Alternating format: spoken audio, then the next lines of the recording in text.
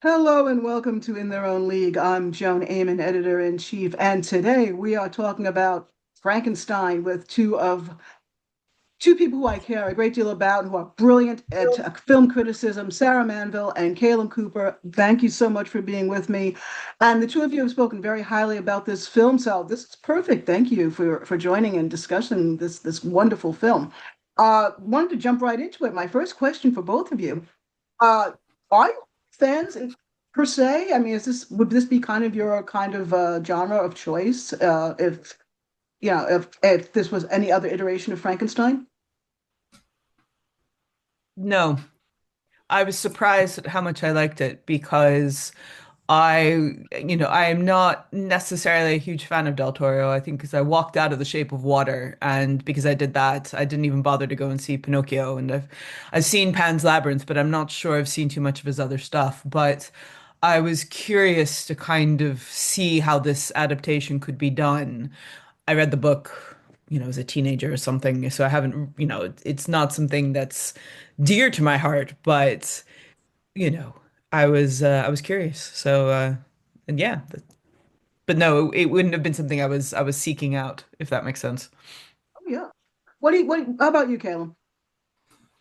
It probably would have been, but interestingly, I am a fan of Del Toro's. Pan's Labyrinth is one of my favorite films. But when I heard that Del Toro was doing a Frankenstein adaptation, I thought, okay, he is probably perfectly suited to that, given his style and preferences and philosophy and that. But I also just kind of thought we've had a lot of Frankenstein adaptations, so I admire him as a filmmaker, but I did sort of wonder, do we really need another one of these? And then I watched it, and yeah, I enjoy being proved wrong by these things. I thought what he brought to it was absolutely phenomenal.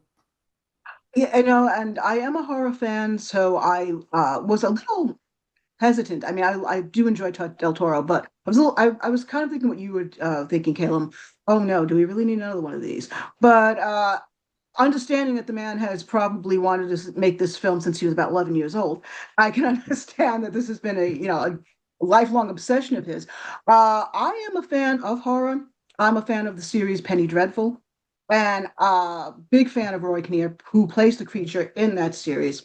And I saw so many similarities, which many people have, of his take on the creature, who is also fond of poetry, and this creature, who has similarities, but also I think is truer to the book. Both iterations are truer to the book than, say, Boris Karloff, the classic Universal iteration of the book. So I was really thrilled with that, and I think that it's a lovely, lovely film. I went into it in an almost empty movie theater in the afternoon, which was fantastic, and got to see it on the big screen. And honestly, I've also saw it on this screen. And honestly, it's a cinema film. And my only real Yeah. disappointment in it is that Netflix didn't get behind it 100% to release it more widely in the cinema, because I think that this is a film that really needs to be seen, if not with an audience around you, certainly on a big screen. It doesn't do it justice to have the amount of detail on a small screen. So that was really my only disappointment with it. There are some quibbles. I read the book also as a child. There are some quibbles about the choices he made as far as adaptation to the story. But I think that, like you said, Caleb, there's really no one who comes close to being able to adapt this story. This man loves monsters. He openly says so. So who else would be besides Eggers, who is now doing Werewolf and did Nosferatu?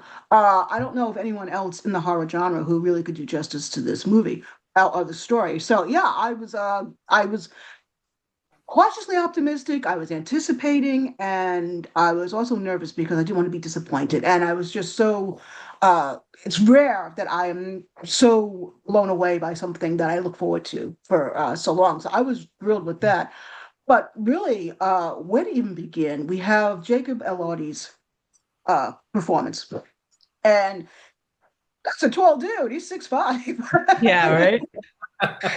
And, needed platform shoes. Not necessary here. That boy is big, and I'm only 5'3". I'm thinking, oh dear, if I was You'd on find a set, staircase, you know, you would. holy mackerel. His performance is, I think, a really good takeoff point. Uh, do you feel that maybe it was redundant as compared to other performances that's been done already, as far as maybe Robert De Niro in Branagh's version? Or do you think that he kind of blazed his own path here? He came close to being unique, certainly in the appearance, perhaps, but maybe maybe in his childlike innocence of how he conveyed the creature. I'm just interested in what you thought of his performance.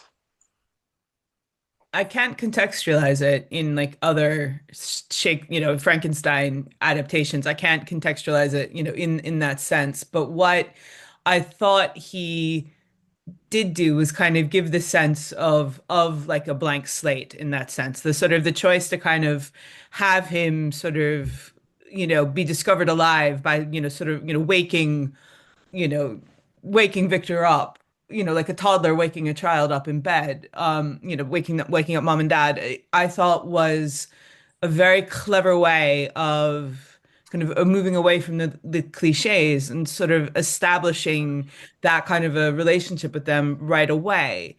And sort of so to then kind of show how this kind of creature turns into a thinking person, without ever actually being a person, was, it had me. I thought this is really smart and a really interesting way of looking at a quote unquote monster, in how, is it because this is how he was made, or is this because how he's been treated, or how all of these things have kind of come together in his, sort of hatred of what he actually is. What did you think, Caleb? Yeah, I think Elordi's perform. It's saying a lot because I think a lot of the cast give a really good performance, but I do think Elordi's is the best one, and to Yeah. some extent, I do think he's helped out by the direction, the script, and I would argue particularly the makeup. Like something I've not seen any other Frankenstein adaptation do is that they make him more humanoid as the film goes on. So, for example, something like the Boris Karloff version, he very much stays looking horrific throughout the film, and very much the same thing with Kenneth Branagh's version, Robert De Niro, which the film itself is a bit of a mixed bag. De Niro is good in it, partially because he's De Niro, but he does look like a monster kind of throughout the whole thing, like a human who's been sewn back up again. Whereas Avalordes, even just the choice to have his hair grow throughout the film, it may, I don't know, obviously Del Toro's entire thesis is that monsters we can humanize monsters and humans can be monsters, but even just that choice to see him kind of growing up and kind of becoming an adult, metaphorically speaking, I think that did a lot to really endear us to the character and see the humanity in this creature. But I do think as well that Elordi does a lot with the role. Like, I'm not going to name names, of course. I did read one negative review of the film where they thought that the monster was portrayed as kind of this perfect, can't do anything wrong figure. And don't get me wrong, they're entitled to their opinion. But the way I kind of saw it was that no, this person, kind of like what you were saying, Sarah, is very much kind of a child trying to adapt to the world around them. And because they don't really have a real guiding principle to get them through the world, and really how else are they supposed to react to the world around them? They don't know any better, quite frankly. And Elordi, as you say, does a lot to create that childlike, maybe not innocence, but perhaps naivety about him. And yet he has Exactly. I that mean, innate the bit, rage, doesn't he? I'm sorry, yeah. sorry, go right ahead. No, no, no. It's just like the bit where, he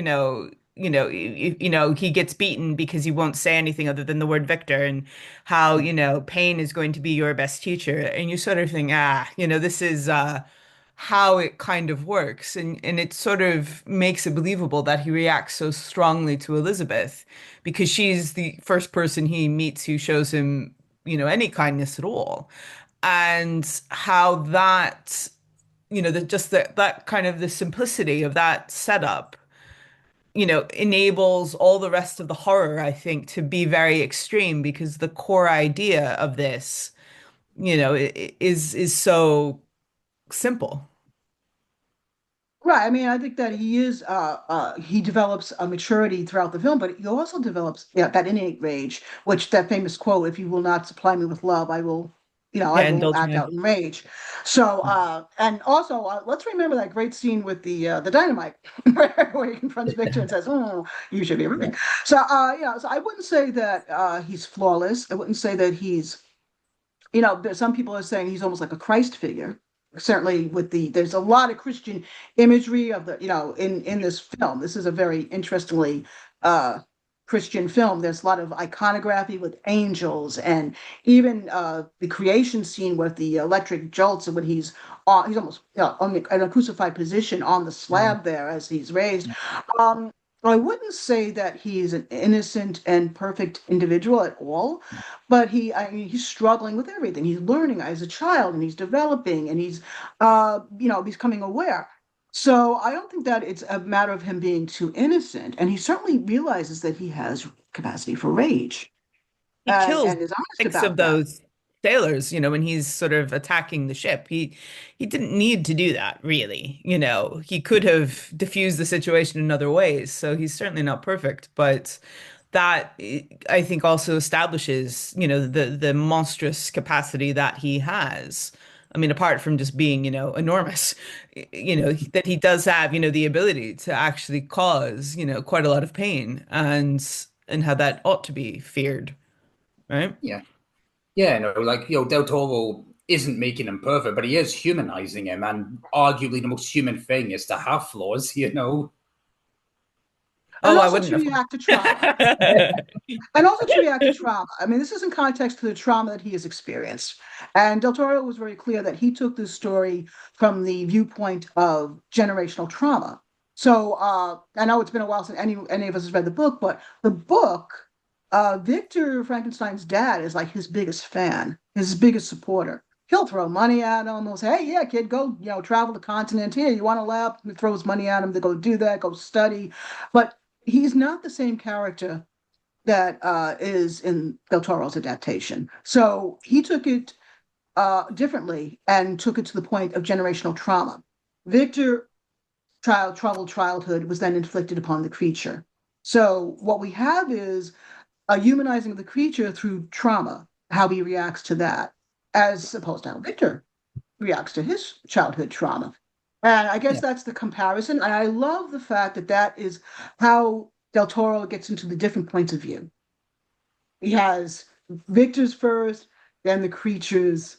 It's they tell their side of the story, and I think that's beautiful because that also takes the film in a different direction from other adaptations, doesn't it? We don't usually have a he said kind of thing going on in a Frankenstein film. Much as I love James Whale, he didn't do that. So yeah, so that was interesting, I thought. Well, it gives both of their perspectives equal weight. And I think it makes it clear that to an extent we can't fully trust everything either one of them says. And I mean, it also kind of neatly solves some of the narrative kind of points of view issues because obviously Victor won't know anything about the shepherd's hut or the miller's hut in the forest. And it enables the kind of the relationship with Elizabeth that each of them has to be two completely separate things. And I mean, I think it also just because if this is sort of the story of their relationship in a way, it explains, you do get the kind of like, why did this couple break up? So you see that, and then you get the not quite the reconciliation, but I mean, I suppose it is though, the sort of or the resolution, if not the reconciliation to it. But the ending is still quite horrible because it does kind of imply that that the creature is still out there and could can show up on our doorsteps any second now if it felt like it. Yeah, and that's it's very hard to think about that, I think. And it makes that point, but without overmaking it as well, which I thought was pretty smart. Well, yeah, what did you think, Am? Did you like the different points of view that he took it as almost I guess almost like like you said, like a personal relationship kind of. It's a relationship film, where he took it from a dad and son point of view, which I don't think even the novel really delves that much as seeing the creatures almost like a patriarchy kind of situation where Victor feels father patriarchal feelings for the creature. Yeah, like I think I maybe read maybe in the Brana version, the monster refers to him as his father like once, but like at the very end, and maybe in the odd adaptation here and there, but it's not quite as in the foreground as it is in this one. But I really did like that approach to it because again it ends up humanizing the monster a lot as well, but I also think it does a lot to give Frankenstein himself a lot of dimensions because while he is we can relate to the fact that he is in his own way driven by grief. He wants to conquer death because of what happened to his mother. That's a really relatable platform to go on, but he is this sort of grieving young boy who just wants to see his mum again.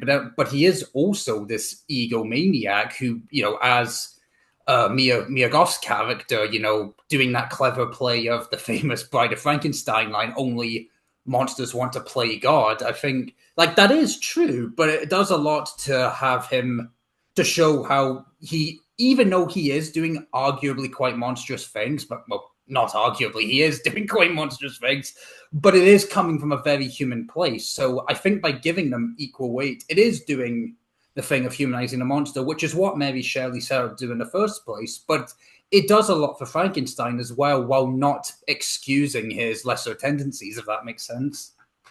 Oh yeah, yeah, I think so. Were you put off that maybe Oscar Isaac was a little too old to play Frankenstein? He wasn't a college age yeah, young man who's messing around with science in his lab, and dad's supporting him and sending him money, as which is pretty much what the book was saying. He was brilliant. I can buy and accept that he was, an older version of Victor because, like you say, he's still working through his trauma. And let's face it, I think in a lot of ways the film showed that he was kind of having some arrested development there because he never really resolved the issues. And not just because he kept drinking milk obsessively throughout the film. That was just a symbol. But yeah, I think that it worked for me, but I think to some people it didn't. And I was just curious, how did you think about, was he miscast or did it work for you as Victor? Funnily enough, I didn't really give too much thought to it until you put it there. I guess it was more.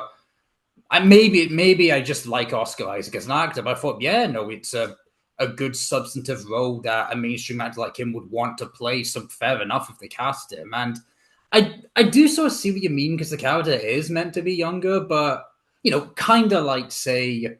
I don't know, Florence Pugh when she's playing Amy in Little Women, she's playing someone much older than the actual character, but the performance is so good that you kind of just don't really care about that and you just kind of take it as it is, if that makes sense.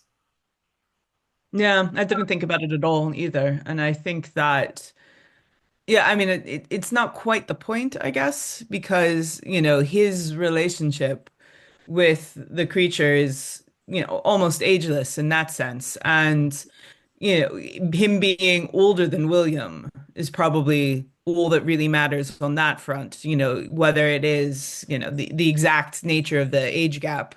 Because if it is kind of, at least 15 years or something like that, right? Anyway, that doesn't, that didn't seem like a major stretch to me either. I thought Oscar Isaac was wonderful. I thought, he often plays kind of ambiguous roles, doesn't he, in his movies, where people who are kind of the hero, but who have, that capacity for rage as well. And to see him have the chance to kind of expand that without ever sort of losing sight of, what he is working for. I thought it really kind of pulled through. Yeah, I mean, some people have been complaining, haven't they, that it doesn't pass the Bechdel test, which is, a fair comment, but it's also not the only thing I think that is, and especially in a movie like this, that is necessarily important for its feminism, because the fact is that, women are almost irrelevant in this kind of a story, isn't it? And I think Mary Shelley, knew that when she was writing this, because this is about men trying to create life. So if there were, and if Elizabeth had, half a dozen friends, who were kind of weighing in on this, it would pull focus, wouldn't it? I think it would distract from the theme of the kind of the male selfishness and the male kind of desire for control that that and just even talking about that is feminism, and it's disappointing some people are getting pedantic about certain aspects of it and missing the bigger point. So as far as award season, the awards in America at least don't really appreciate horror, but we've had so many strong horror contenders this year. It's gonna be interesting. As far as award season, I think we can agree that the technicals are just Oh stunning here yeah, in this film. I Oh, think the yeah. technicals, yeah, I we'll get. mean, off the charts. It's Yeah. like, amazing, amazing, Yeah. amazing. This is the first time I can actually say I'm kind of sorry that colorists cannot be nominated for awards because the use of the color in this film is just it's my jaw still hits the floor at the use of color in this film and how color grading is just so magical and it's stunning. Every scene seems to be like a painting. It's just incredible. So I think that technically, this is going to be nominated for a lot. Do you think that Elodie will be nominated for supporting? Is that possible? I hope so. He deserves Yeah, it. I do too. I do Yeah, too. I'll believe it when I see it, but I would love it if he got in because I do think it's deserved. I do too. I do too. And I'm hoping it is too. But we Mia Goth really she plays two roles here. And that's really stunning. I mean, as far as her getting a supporting actress, she plays two roles and they're very key to the story. And I was really blown away by how she carried a lot of it on her back, as far as the bringing humanity and balancing Victor and the creature and the dialectic that they create. She was the fulcrum in the middle of them, and she did so well in balancing them both. She had a relationship with Victor. All right, it was contentious, but and I don't see it as romantic. I don't see her relationship with the creature as romantic. I think it was just compassion. She had already demonstrated compassion for the least of nature's creatures with her enjoyment of studying insects. And I think she saw the creature as an innocent in nature and just recognized him as just another innocent to be appreciated in nature. Some people saying it's a romantic relationship, and I don't see that. Did you see that it was more of her just extending maybe a platonic relationship, or did you see maybe that you read romance into it? I mean, there could have been romance, but I think the fact that her fascination was for insects and not even mammals, so creatures that exist, but ones that we can't truly communicate with. In a sense, her relationship with the creature is, he is another, one of the beetles or the spiders or those kind of fascinating things that not a lot of people necessarily understand. And that I think is what kind of enabled her to perhaps be so empathetic, is that because she doesn't fear the bugs, so why should she fear, a creature? I mean, it's just a bit bigger, that's all, and then of course it becomes a little bit more complicated than that, but yeah, yeah, someone was saying like, oh, why is the creature being so, moany? You just ask Elizabeth out on a date, and it's like, oh my God. No. No, no, no, no, no. No, it's. I wonder what folks saying like, "Oh, there's romance." I wonder how much of it is them just kind of associating what happens in the book with what happens in the film, because in the book and in other adaptations, there is something a bit more romantic. But between Elizabeth and Victor, not Elizabeth and the monster, but in our adaptations, when Elizabeth is killed, Victor does make her into the Bride of Frankenstein. So I wonder if maybe people are doing that association. But something I Yeah, I really think, like about yeah.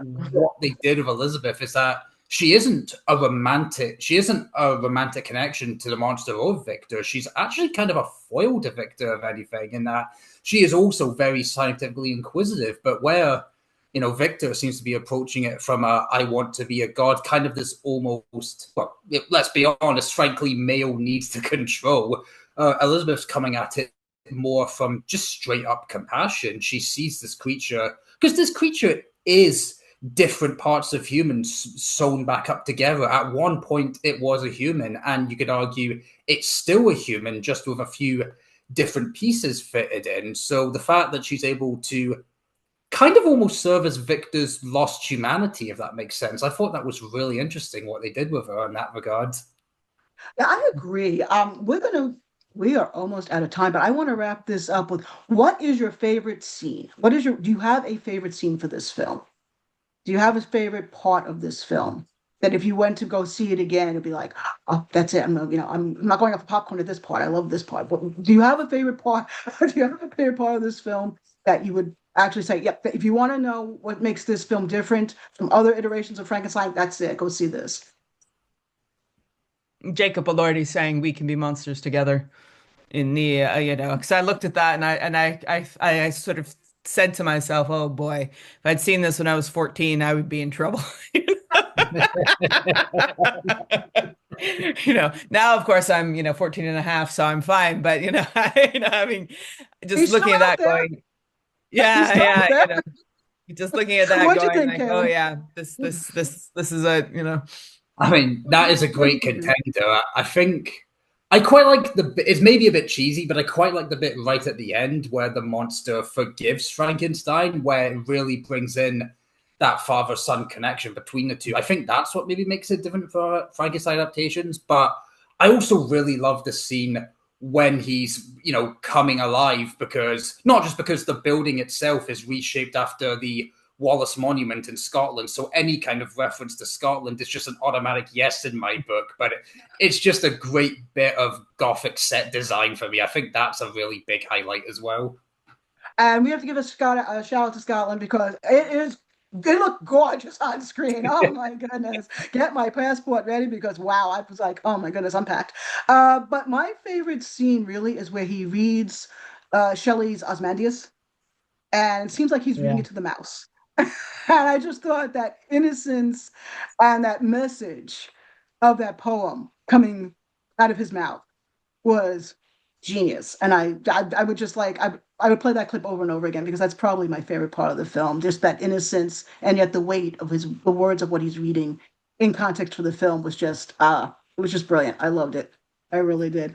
Anyway, we have had a lovely discussion. We have just barely scratched the surface, but thank you so much, Sarah, for being with us. And where can we find you, Sarah, if you're not writing for the League? I write for a website called Movies We Texted About. I have my own blog called Sarah's New Ideas, and I'm on Blue Sky as well. So come All find right, me. Caleb, where do we find you when you're not writing for the League? You can find me on Instagram and Blue Sky. I write for a number of outlets outside of the league, including Movies We Texted About every now and again. But probably say probably Rotten Tomatoes page is probably the best way to find my reviews if you're really looking for other writings. And you can always find me at the League, probably drinking coffee. Awesome. Thank you both so very much. I really appreciate it. You have a good one.